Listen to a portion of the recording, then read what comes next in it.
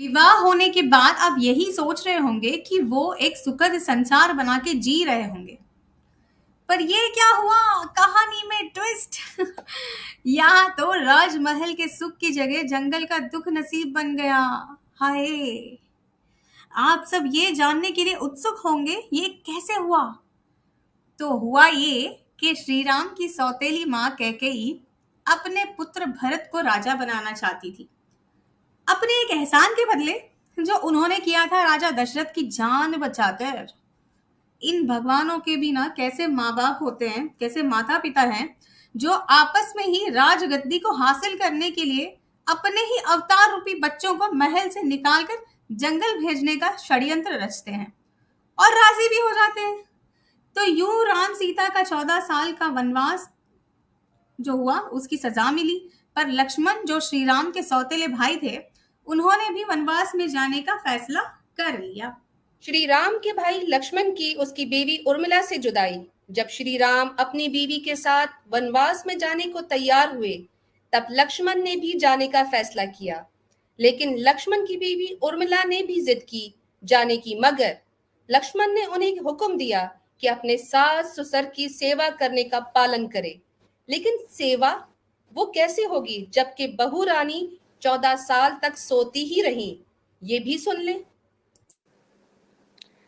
वनवास की पहली रात में श्री राम और श्री सीता जंगल में सोने चले गए, जबकि लक्ष्मण उन पर नजर रखे हुए थे। इसके बाद देवी निद्रा, जो कि नींद की देवी हैं, लक्ष्मण के पास पहुंची। हालांकि लक्ष्मण ने उनसे अगले 14 वर्षों के लिए क्षमा करने की भीख मांगी, ताकि वे बिना किसी बाधा के अपना धर्म और कर्तव्य निभा सके। निद्रा देवी उनकी भक्ति से प्रभावित हुई और अगले 14 वर्ष के लिए उन्हें छोड़ने के लिए तैयार हो गईं। हालांकि प्रकृति के नियम के अनुसार लक्ष्मण की नींद का हिस्सा किसी ना किसी को तो उठाना ही पड़ेगा। ये तब होता है जब लक्ष्मण देवी निद्रा से अपनी पत्नी उर्मिला के पास जाने का अनुरोध करते हैं, क्योंकि उन्हें पता था कि उनकी पत्नी उर्मिला आसानी से सहमत हो जाएंगी। जब देवी निद्रा ने उर्मिला को इस स्थिति के बारे में बताया, तो उन्होंने तुरंत जवाब दिया, मुझे अगले 14 वर्षों तक मेरे पति के हिस्से की नींद दे दीजिए, ताकि वो बिना किसी तनाव या थकान के लगातार जाग सके। 14 साल के वनवास के दौरान उर्मिला रात दिन सोती रही, जबकि लक्ष्मण श्री राम और सीता मैया की ध्यान से सेवा करते रहे। श्री राम भी कैसे निर्दयी निकले। भाभी सोती रह गईं, माता पिता बिना सेवा के रह गए और लक्ष्मण बिना बीवी के। अच्छा, यहाँ जो सवाल उठता है वो ये है कि सनातन धर्म अक्सर ये साइंटिफिक एतराज़ात कुरान के ऊपर उठाते दिखाई देते हैं कि असहाबे कहफ जो हैं उनको 309 साल सुला दिया गया, फिर वो जागे। उज़ैर अलैहिस्सलाम के बारे में जो वादी से गुजर रहे थे, एक वाक़या मशहूर है कि 101 साल तक वो सोए। कुरान के अंदर इस तरह के ये वाक़यात हैं, जिसको हम अगर हाइबरनेशन स्लीप मोड भी कह सकते हैं, यानी लंबी स्लीप जिसमें एजिंग नहीं होती, आप सो जाते हैं, जिसको एक साइंटिफिकली इस्तेमाल, ये वो इस्लाम के ऊपर तो इतराज करते हैं। मगर मैं मुल्हिदों से कहता हूं और एक्स मुस्लिम से कहता हूं कि इसके 14 साल जो लड़की सोई रही है भंग पीकर, भाई इसका जवाब कौन देगा? इनसे पूछें। 14 साल वो सोई रही है, भाई सोते हुए में उसको कोई कोई जरूरत, कोई हाजत नहीं पड़ी। अच्छा, पता नहीं, फिर अब सोई हुई है तो बस फिर सोई हुई है, अब दूसरे तो जाग रहे हैं। अब 14 साल में कोई पास से नहीं गुजरा ये सोती हुई के महारानी के? ये भी सवाल है। ये सब पूछेंगे कि 14 साल खुले आसमान तले, ये उर्मिला साहिबा थी जी, क्या नाम था इनका? जी, उर्मिला, लक्ष्मण की बेगम। हाँ, उर्मिला, ठीक है जी, उर्मिला। उर्मिला तो वैसे ही अब आपको पता है ना जी, उर्मिला तो फिर उर्मिला है।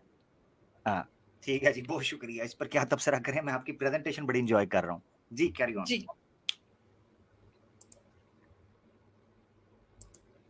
अब आइए वनवास के समय की कथा जानते हैं।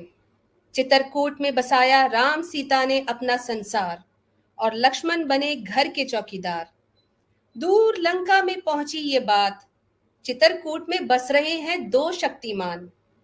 रावण की बहन शूर्पणखा पहुंची चित्रकूट, शूर्पणखा का दिल भी हो गया गार्डन गार्डन, और मन ही मन में राम को इस गार्डन का माली बनाने का ख्याल लेकर ऐसी जगह पर स्नान करने मंदाकिनी नदी में कूदी जहां राम पहले से ही सीता मैया के साथ प्रेम करने में व्यस्त थे।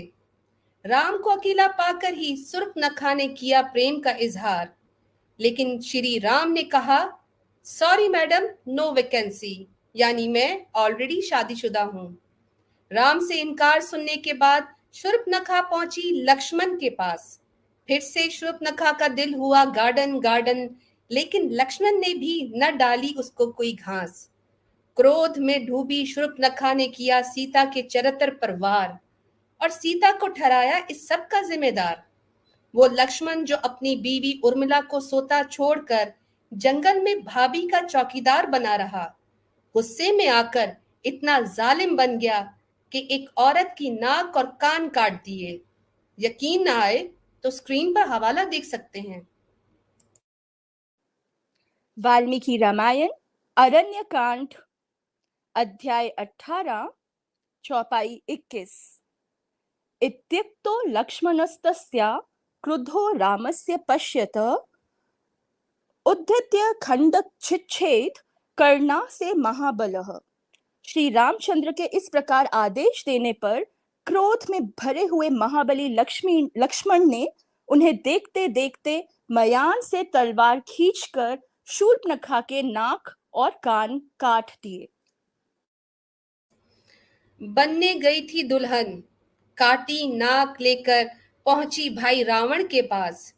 बहन को इस तरह नाक कटा देखकर क्रोधित लंकेश्वर ने सीता के अपहरण का बनाया प्लान।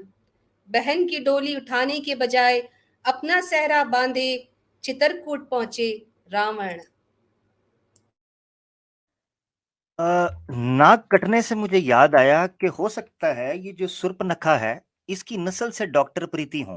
मुझे शक पड़ता है क्योंकि जिस कदर बड़े रकबे का एरिया का नाक उनका है, ये यकीनन शूर्पणखा का जो नाक कटा है उनकी नस्ल से है। एक तो ये चीज।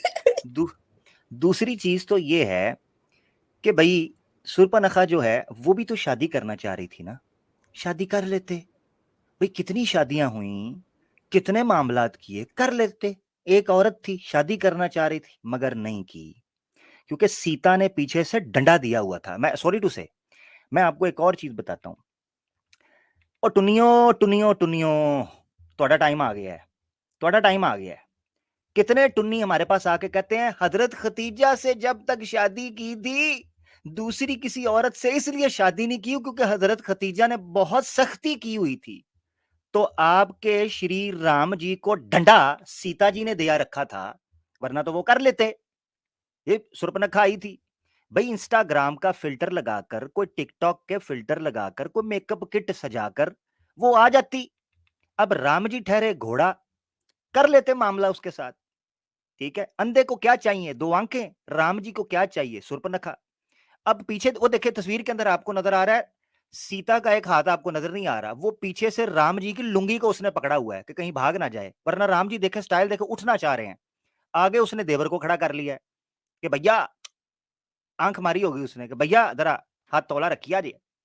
तो शूर्पणखा का नाक कटवा दिया। अब बात यह है कि इसके ऊपर सनातनी जवाब क्या देंगे। सवाल तो यह है, बहुत सुन ली आपकी बक बक यब यब, इसके ऊपर भी जरा बताइए। अच्छा, फिर एक यह है कि रिश्ता ठुकराया जाए और सीता के साथ थोड़ी अनबन हो गई, क्या नाक काट दोगे हैं? क्या अगली बंदी को नक्कटा कर दोगे, उसको उजाड़ दोगे? अजीब बात है यार। ये जिसको देखो, जिस भगवान को देखो कुछ ना कुछ काट रहा है। कोई मुंडी काट देता है, कोई जनाब लिंगम काट देता है, कोई यूनी काट देता है, कोई घोड़े का काट देता है, कोई नाक काट देता है। ये काटपीट का ही धर्म है आपका, काटपीट।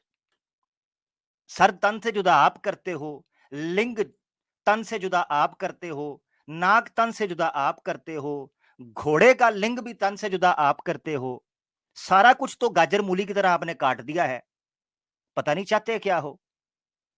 अब शूर्पणखा आज के जमाने के अंदर होती तो आपके खिलाफ एफआईआर कट जाती, राम जी के खिलाफ भी और लक्ष्मण के खिलाफ भी एफआईआर कट जानी थी, ये मैं आपको बता दूं। अजीब बात है यार, बेचारी के साथ ज्यादती देखो तो सही जरा। और आमिर भाई ये देखिए आयरॉनी कि जब ब्रह्मा जी सेक्सुअली अट्रैक्ट हुए थे सरस्वती के ऊपर, जब सरस्वती सेक्सुअली अट्रैक्ट नहीं हुई थी, वो नहीं चाह रही थी कुछ, तो यहाँ पर अब ये लड़की सेक्सुअली अट्रैक्ट हुई इनके ऊपर, तो इनकी नाक काट दी गई। वहां पर ब्रह्मा जी को कुछ नहीं किया गया, ब्रह्मा जी तो शादी कर लिए जबरदस्ती। जबरदस्त पॉइंट है, जबरदस्त।